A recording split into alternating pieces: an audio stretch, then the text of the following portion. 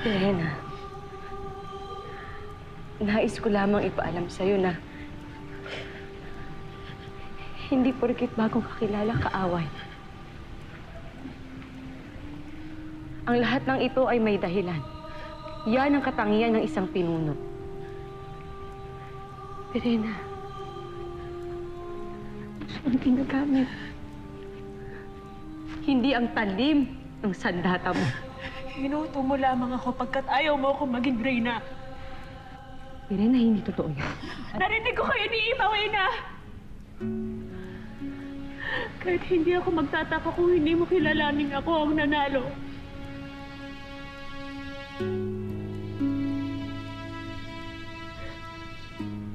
Bakit mo dinaraya ang sarili mong anak? Ano ba kaya mo sa akin? Bakit ayaw mo ako magiging tagapagmana mo? Hanggang kailan ko papatunayan sa'yo na karapat-dapat din ako? Hanggang kailan mo Elena, ako wala! ulit na bibiguin? Elena, wala. Wala kang dapat patunayan. Dahil anak, tanggap kita, mahal kita bilang ikaw. Kaya maniwala ka sa akin. Ginagawa ko to para sa ito. Bakit nga? Anong dahilan? May mga tanong na mahirap sagutin, Pirena. Maniwala ka sa akin. Ginagawa ko lahat ng ito para sa'yo. At sa buong Lireo. Hindi ako naniniwala sa'yo. Isa kang manloloko! Ito bang pagmamahal sa'yo? Ang paasahin at tukoyin ang sarili mong anak! Sinira mong tiwala ko sa'yo. Dinaya mo ko! Kaya sa ngalan ng buong Encantadia, inahamon kita! Pirena! Tama na! Makikipaglaban ka sa akin. Kung ikaw ang magwagi, papayag ang pasakop kay Amihan. Ngunit kung matayin kita, ako yung gagawing Reyna. Pirena! Hindi mo alam ang iyong sinasabi. Huwag mong Huwag lapastanganin kang ang iyong... makialam!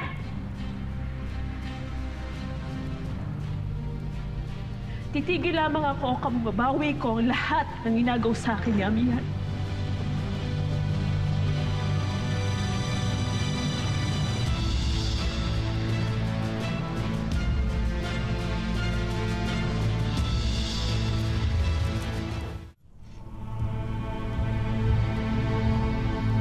Pero na nakikiusap ako.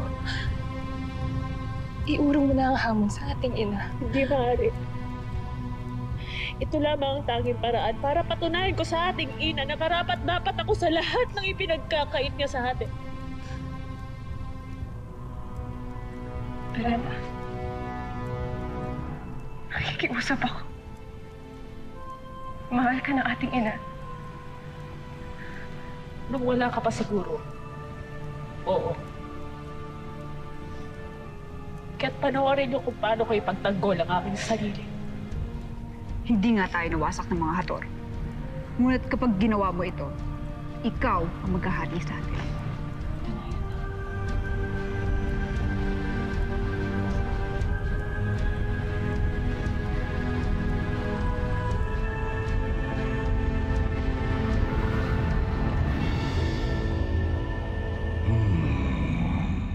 Natunghayan mo na ngayon ang mga nagaganap sa Lireo. Nakatakda palang magtuos ang mag-inang Diwata, Arde. Ito na ba ang matagal na sandaling hinihintay ko? Sa napipintong labanan ba na ito, mapapas lang si Minea? Kagaya ng sinabi ko, huwag kang mainip, Adhara, pagkat kaunti na lamang na sandali ang ilalagi mo rito sa Balaak. Ang batas ng Encantadia sa hamon ay malinaw. Hanggat hindi tinatanggap ng sino man ang kanyang pagkatalo, ay hindi matitigil ang laban. Maaari rin ito matigil kung babawin ng hamon.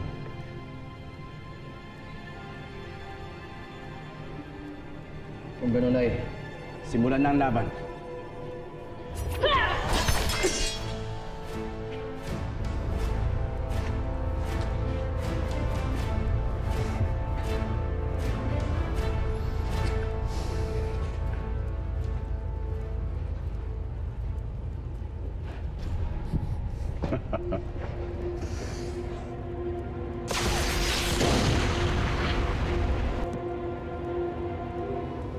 Ibigay mo sa kanila. Pamahagi mo mga sandata. Masusunod. Iyak na ginaganap na ang labanan ng maginang sangre. Hindi ka ba nababahala para kay Pirena? Kilala ko si Minea. Hindi niya kayang saktan ng kanyang anak.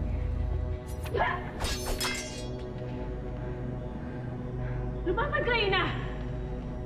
Tuso ang panganay na anak ni Minea. Natutuwa ako sa kanya.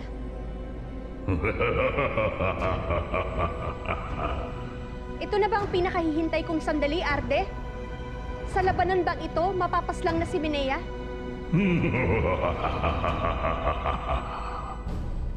Tama na, Pirena. Bawiin mo na ang hamon mo sa akin. Wala akong babawiin. Itutuloy natin to. Wala tayong itutuloy. Tama na.